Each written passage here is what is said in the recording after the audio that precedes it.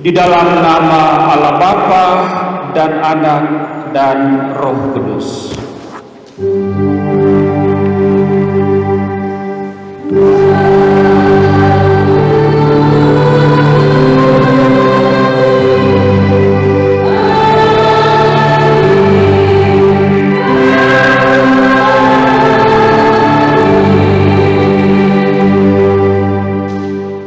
Kasih karunia dan damai sejahtera dari Allah Bapa kita dan dari Tuhan Yesus menyertai saudara-saudara sekalian. Persilakan duduk kembali.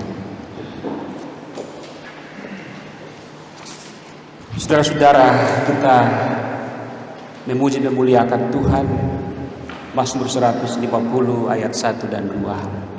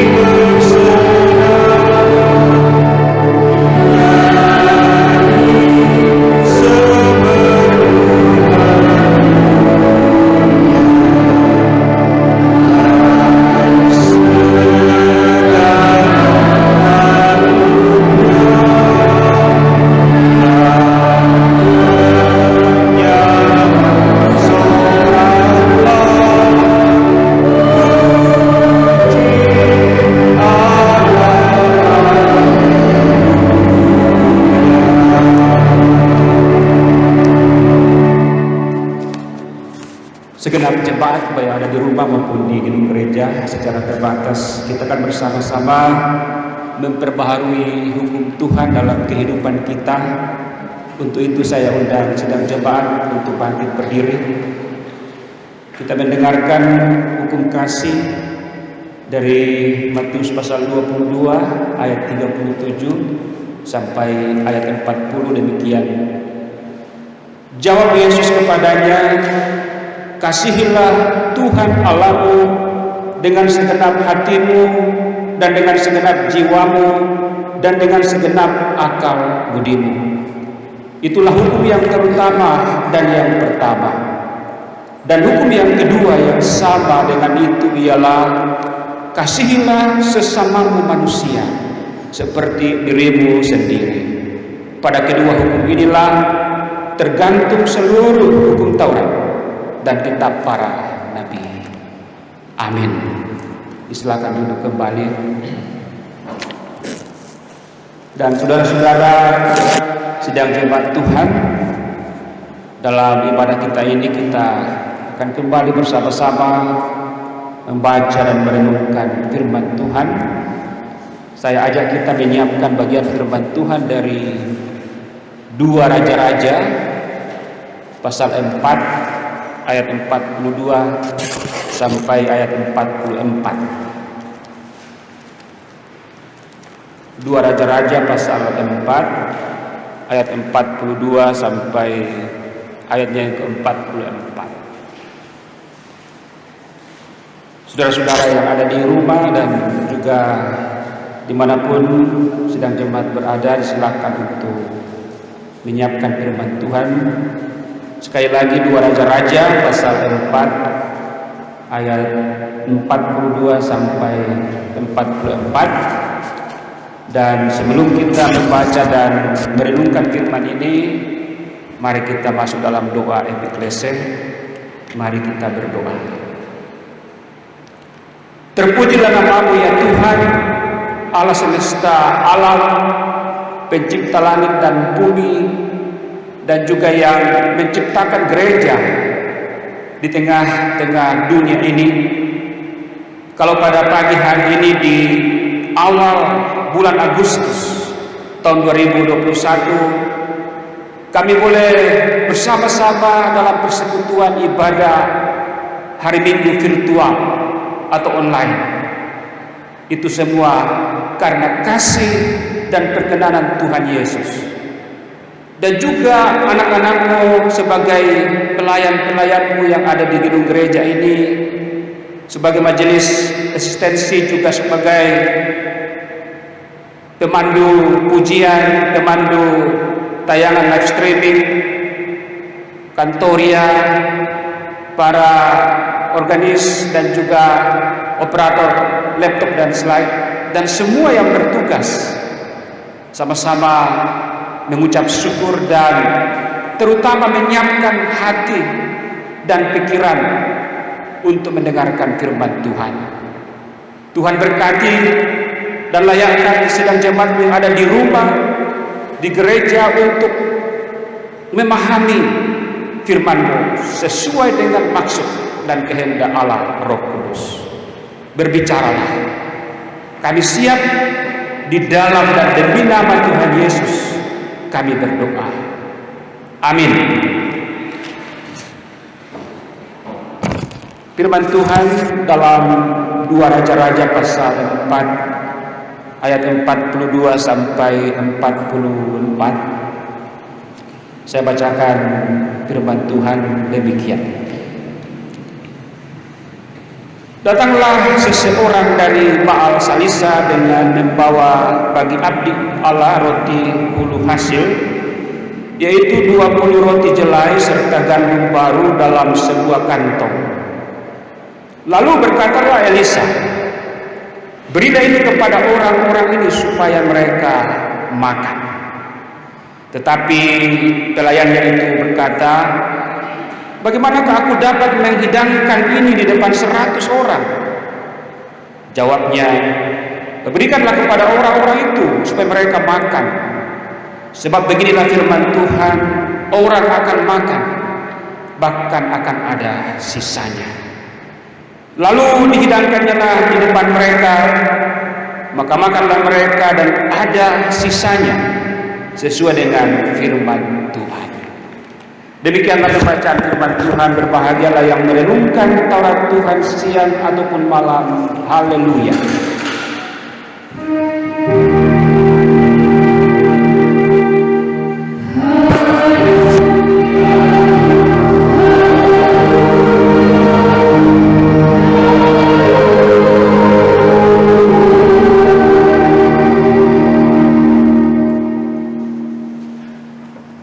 Selamat pagi menjelang siang dan shalom bagi kita semua, baik yang ada di gedung gereja secara terbatas maupun yang ada di rumah masing-masing keluarga mengikuti ibadah hari Minggu Jemaat Ebenezer GTM secara live streaming.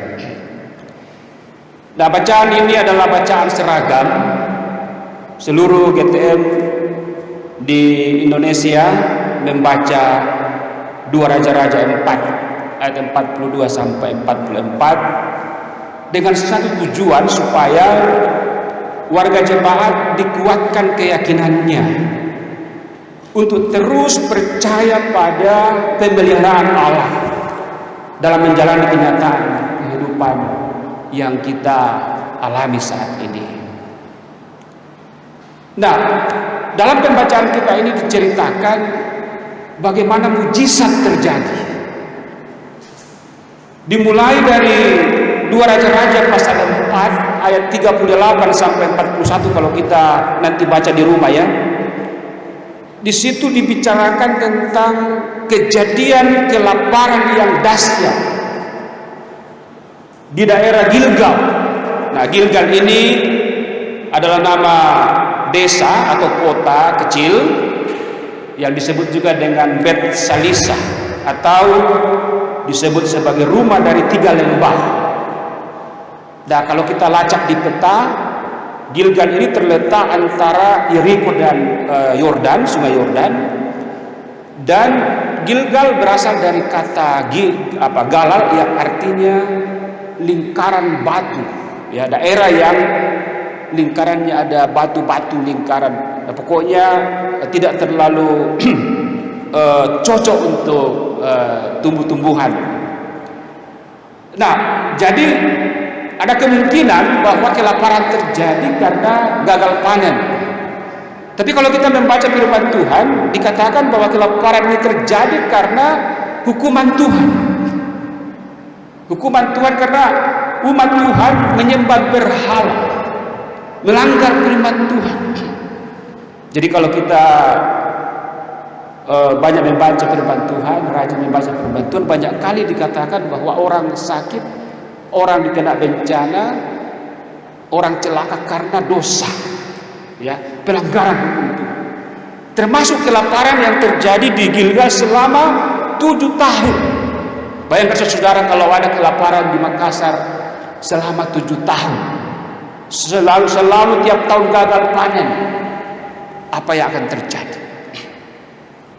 Nah, oleh karena itu kelaparan selama 7 tahun ini kemudian menjadikan orang Israel atau dalam hal ini adalah orang Yehuda mencari jalan, mencari solusi bagaimana supaya kelaparan ini bisa diatasi. Saudara-saudara yang dikasihi oleh Tuhan Yesus, pada waktu itu memang ikatan umat dengan hamba Tuhan sangat erat.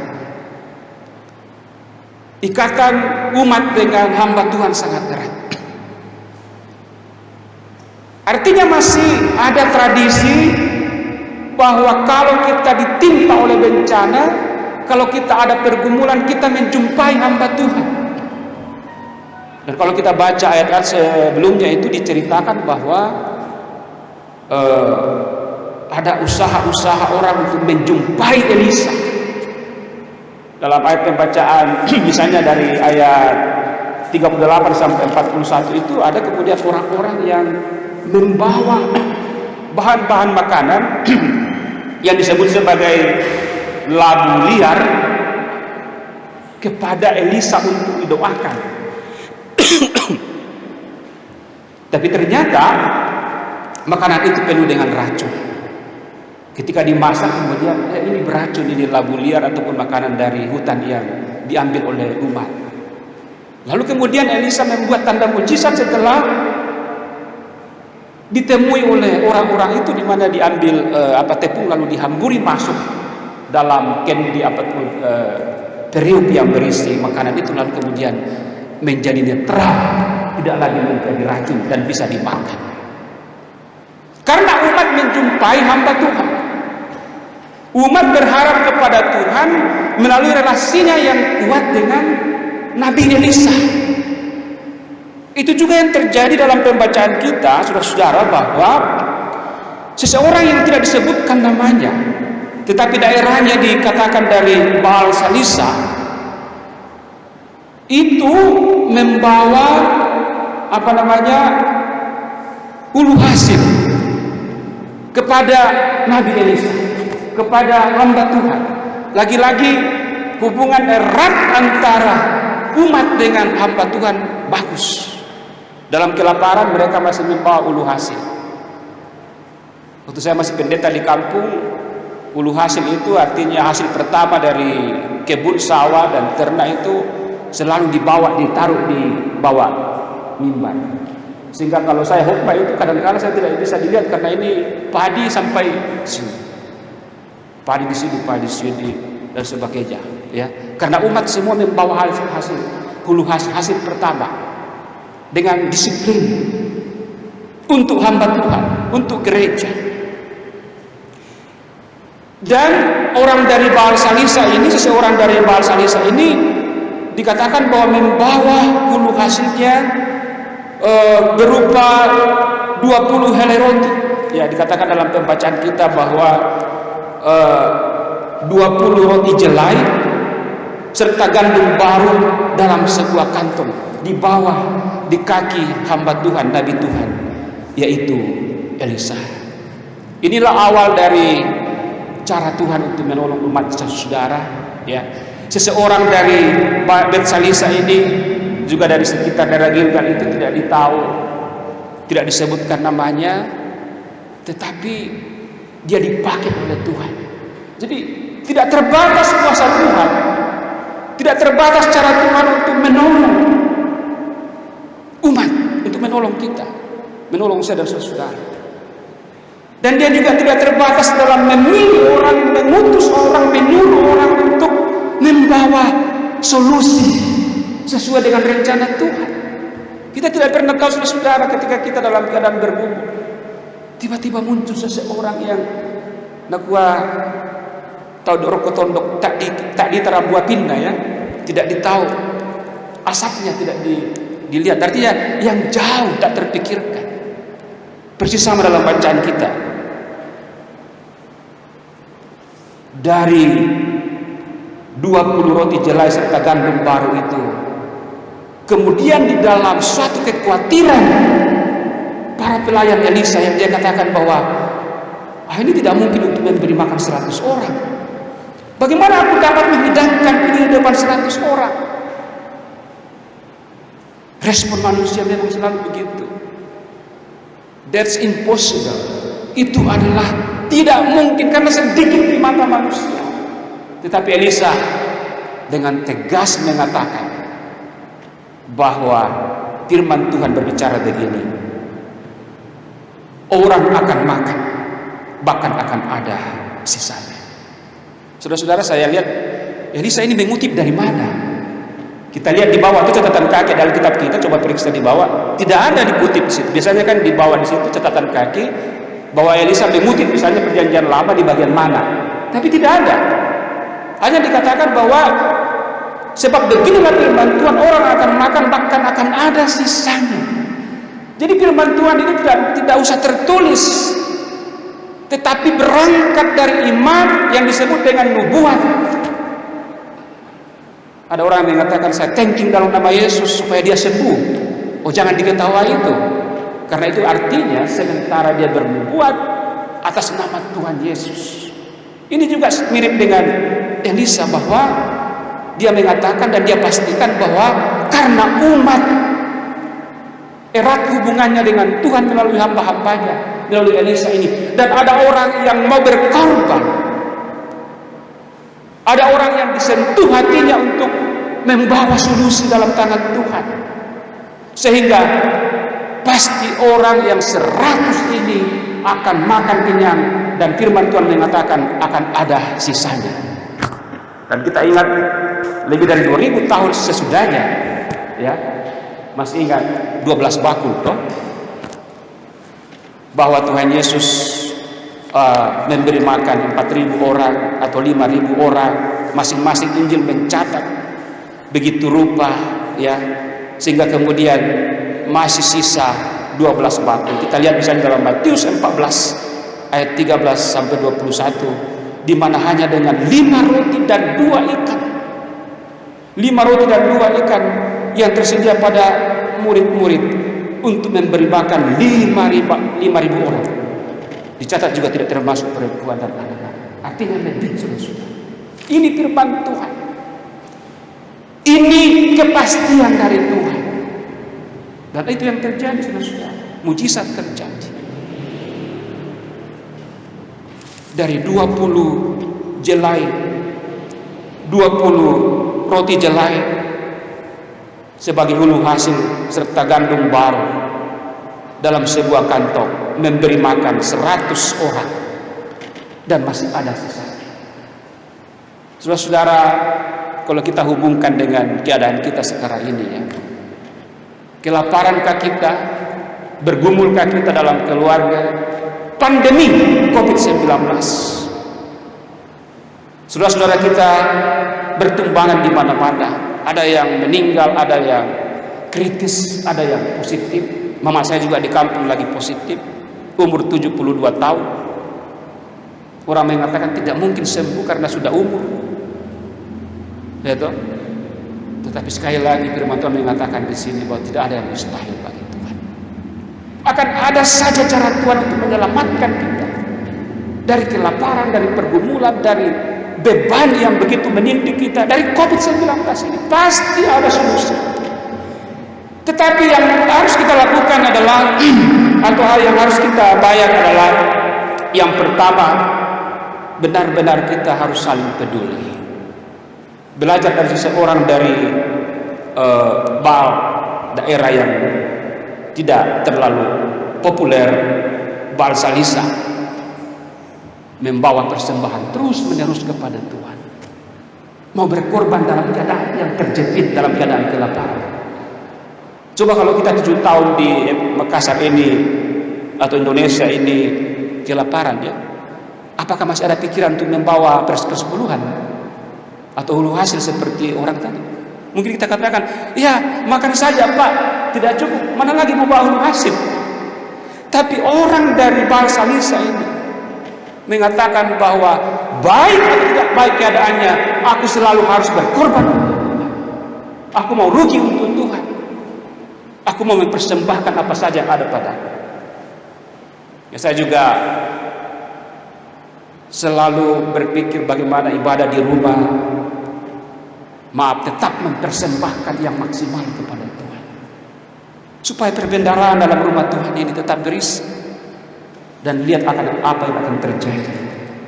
Firman Tuhan mengatakan orang akan makan, bahkan akan ada sisanya. Artinya Anda, saudara, akan berkelimpahan.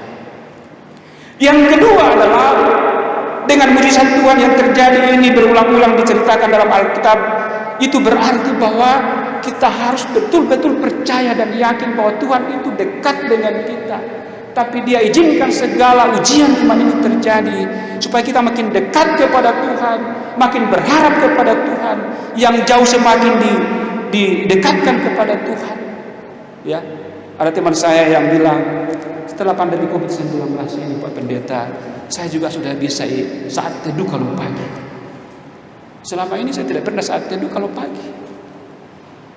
Saya bilang, kenapa? Saya takut Pak.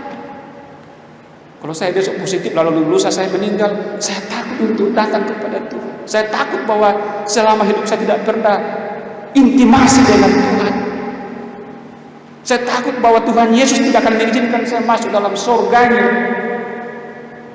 Ya, saya bilang, wah, itu cara Tuhan untuk membuat Bapak beribadah.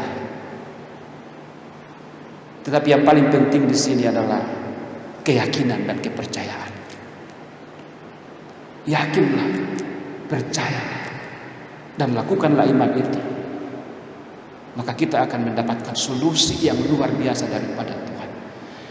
Dan keyakinan itu harus berdasarkan pada suatu pemikiran ilahi. Tidak bisa kita mengambil pemikiran manusia untuk menjadikan kita dipupuk imannya, tidak. Firman Tuhan saja. Dan firman Tuhan itu adalah ya dan amin. Apa yang mustahil bagi manusia tidak pernah mustahil bagi firman Tuhan, bagi Tuhan. Banyaklah contoh yang kita bisa ceritakan bagaimana Allah menolong kita. Yang penting saudara-saudara, datanglah kepada Tuhan. Selalu pupuk keintiman dengan Tuhan. Yakin-yakinnya lah, sambil kita memberikan apa yang menjadi tugas kita. Ada bagian Tuhan, ada bagian kita yang harus kita laksanakan, termasuk dalam ibadah virtual ini, termasuk dalam ibadah pelayanan ini. Itu juga sangat diperhitungkan oleh Tuhan. Bawalah firman Tuhan ini dalam kehidupan kita. Dan sebagaimana saya katakan tadi, bahwa semakin kita dekat dengan hamba-hamba Tuhan, semakin kita dekat dengan Tuhan, erat hubungan kita dengan Tuhan, mujizat itu akan terjadi, kelepasan itu akan terjadi, solusi akan ada, berasal dari Tuhan. Terpujilah Tuhan dan firman-Nya. Haleluya. Amin.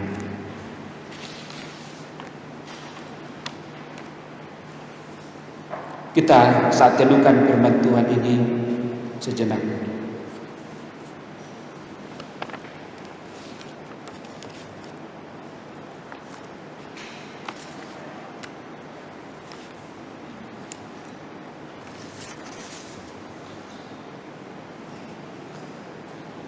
Dan mari kita bangkit berdiri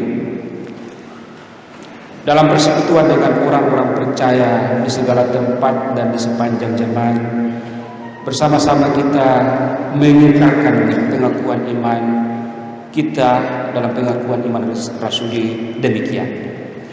Aku percaya kepada Allah, Bapa yang Maha Kuasa, Khalik langit dan bumi, dan kepada Yesus Kristus, Anaknya yang tunggal, Tuhan kita, yang dikandung daripada Roh Kudus, lahir dari darah Maria, yang menderita di bawah pemerintahan Pontius Pilatus, disalibkan, mati dan dikuburkan, turun dalam kerajaan Allah.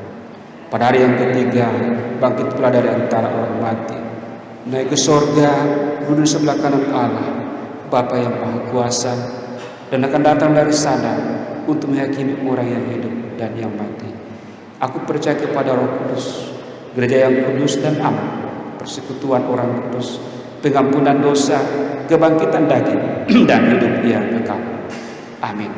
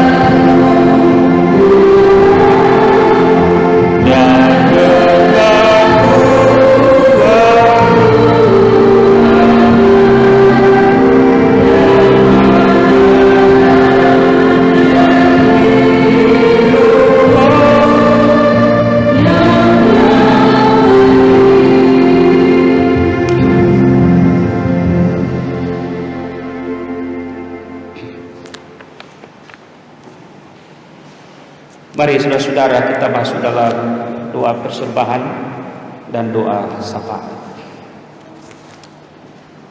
Di bawah kaki-Mu ya Tuhan, kami telah membawa persembahan kami.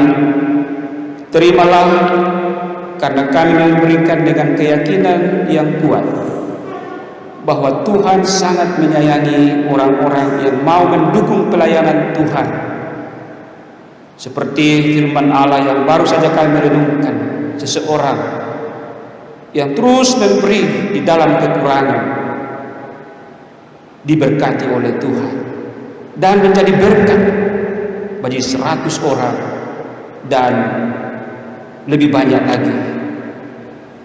Oleh karena itu, biarlah sidang jemaat yang ada di rumah maupun yang ada di gedung gereja secara terbatas ini, yang sudah memberikan persembahan kepada Tuhan, terus diberkati usaha-usahanya, diberkati keluarganya, diberkati anak-anaknya dan perusahaan tempat kerja di mana mereka bekerja dan mencari nafkah.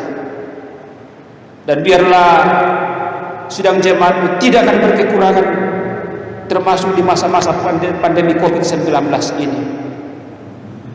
Semakin melimpah berkat Tuhan di tengah-tengah kekurangan karena iman dan percaya. Dan juga hamba-hamba sebagai majelis jemaat daerah pelayanan 2 yang akan mengumpulkan, dan juga bagi bendahara jemaat yang akan menyalurkan, Tuhan berkati sehingga mereka semua menjadi alat yang kudus di hadapan Tuhan mengelola persembahan ini. Tuhan, kami lanjutkan dengan syafaat kami mendoakan beberapa anggota jemaat yang sakit. Ibu Maria lemah dalam kelemahan tubuh dan dirawat di rumah. Hamba-Mu Penantu Tadius dan Pak Taruk sedang menjalani isolasi mandiri karena COVID-19. Bapak Rambu Sampulangi atau Bapak Gers yang masih dirawat di rumah sakit Stella Maris, sama Indra Kamaluddin daerah pelayanan 2 yang juga dalam kelemahan tubuh, orang tua yang lanjut usia di Dapel 2, yaitu orang tua kekasih kami Pak Senel dan Bu Kori, Bu Solomina dan Ibu Mariati Sarah. Dan kepada semua umat, termasuk orang tua dari Bapak tata usaha kami dan Pak Koster dan semua yang saat ini dalam ketekunan menantikan kesembuhan pemulihan daripada Tuhan. Nama-nama ini Tuhan kami bawa kepada-Mu beserta dengan situasi ini, supaya ada mujizat di balik ketidakpastian manusia. Ada kesembuhan yang luar biasa Engkau anugerahkan kepada anggota jemaat-Mu yang sakit ini. Kami juga membawa kepada-Mu salah seorang ibu rumah tangga, itu Ibu Yuliana, yang baru pertama kali masuk dalam ibadah ini Tuhan. Dengan pergumulan di keluarga, ada kerinduan untuk bertemu dengan Tuhan Yesus di saat-saat kegersangan karena kepala rumah tangga beragama lain. Inilah persembahan umat-Mu Ibu Yuliana. Terimalah ya Tuhan kehadirannya, dan biarlah apa yang dia rindukan akan dia bisa dapatkan dalam kehidupannya, terutama kejaminan keselamatan dalam Yesus Kristus, karena di luar Tuhan Yesus tidak ada orang yang bisa masuk ke dalam kerajaan Allah. Dan puji Tuhan, Ibu Yuliana mengingat ini. Biarlah ke depan saudari kami ini akan dibimbing rohaninya ke arah pengenalan yang semakin mendalam akan mujizat dan kuasa keselamatan dalam Tuhan Yesus. Kami juga berdoa saat ini untuk sekalian sidang jemaatmu di rumah dan di dalam gereja secara terbatas ini, supaya setelah ibadah ini Tuhan, mereka boleh mendiskusikan anugerah mujizat dari Tuhan yang terjadi dan akan terjadi.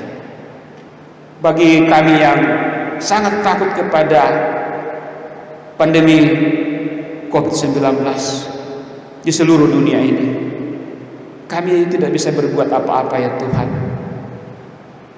Tapi yang bisa kami buat adalah berserah kepada-Mu, percaya kepada-Mu seerat-eratnya, semaksimal mungkin, dan berusaha untuk menjauhi dosa dan kesalahan, supaya kami tidak dihukum lebih dalam lagi karena pemberontakan kami.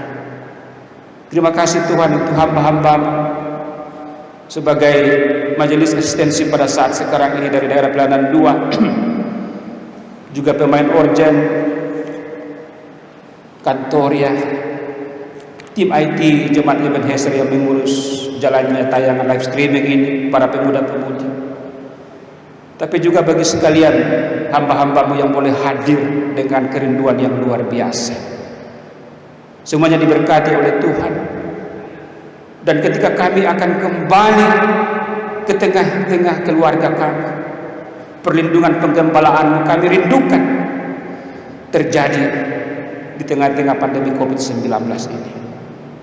Dan biarlah ya Tuhan, dalam minggu kerja baru pada hari Senin besok dan seterusnya, Allah tetap bersama dengan kami, menyertai kami, dan membimbing kami apapun yang kami akan kerjakan secara terbatas dalam masa PPKM ini. Terima kasih Tuhan Allah di surga. Inilah doa syafaat kami. Sempurnakanlah, karena kami datang berdoa sebagai orang-orang yang berdosa, yang penuh kelemahan, tetapi disempurnakan selalu oleh Tuhan Yesus yang mengajarkan kami doa sempurna, doa Bapa kami demikian. Bapa kami yang di surga, dikuduskanlah nama-Mu, datanglah gereja, jadilah kehendak-Mu di bumi seperti. Berikanlah kami pada hari ini makanan kami yang cukup, dan ampunilah kami akan kesalahan kami juga mengampuni orang yang bersalah kepada kami, dan janganlah membawa kami ke dalam pencobaan, tetapi lepaskanlah kami daripada yang jahat, karena Engkau-lah yang mempunyai kerajaan dan kuasa dan kemuliaan sampai selama-lamanya. Amin. Tambahan warta jemaat Minggu 1 Agustus 2021. Ibadah Minggu tanggal 8 Agustus 2021 tetap dilaksanakan secara daring online. Diharapkan warta jemaat dapat mengikuti melalui kanal YouTube PPTN Jemaat Ebenezer Makassar atau akun Facebook PPTN Ebenezer Makassar, dan berdasarkan jadwal majelis bertugas, maka sebagai majelis asistensi adalah majelis daerah pelayanan 5. Demikianlah tambahan warta jemaat atas perhatiannya dan terima kasih. Terima kasih untuk tambahan warta jemaat. Saudara-saudara kekasih Tuhan, kita telah berada di penghujung ibadah kita, maka jalanilah hidupmu dengan penuh sukacita. Ingatlah selalu amanat firman Tuhan yang telah saudara dengar saat ini. Untuk mengakhiri ibadah ini, bersama-sama kita berdiri dan menyanyikan Pimpin Aku Tuhan Gua.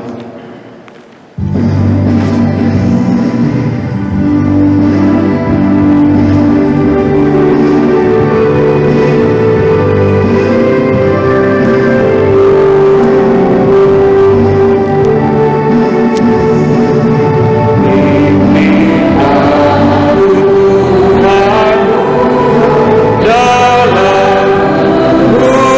dunia engkau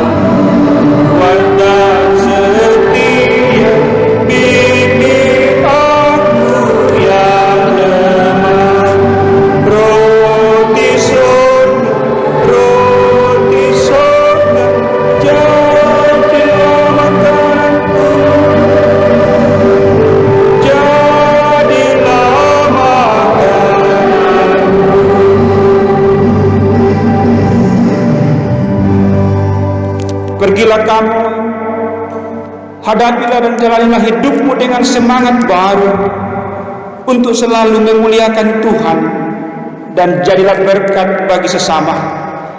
Serta dengan iman, terimalah berkat dari Tuhan. Terimalah kasih karunia Tuhan Yesus Kristus dan kasih Allah dan persekutuan Roh Kudus menyertai kamu sekalian sekarang dan sampai selama-lamanya. Amin.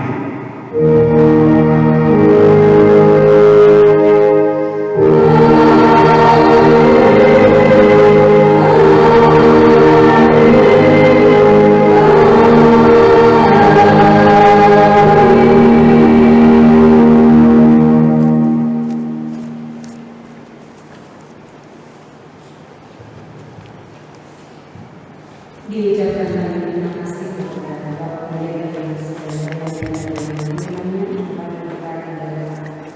tugas dan pelayanan mengakhiri ibadah kita saat ini. Kita memuji Tuhan dari yang Maha Esa.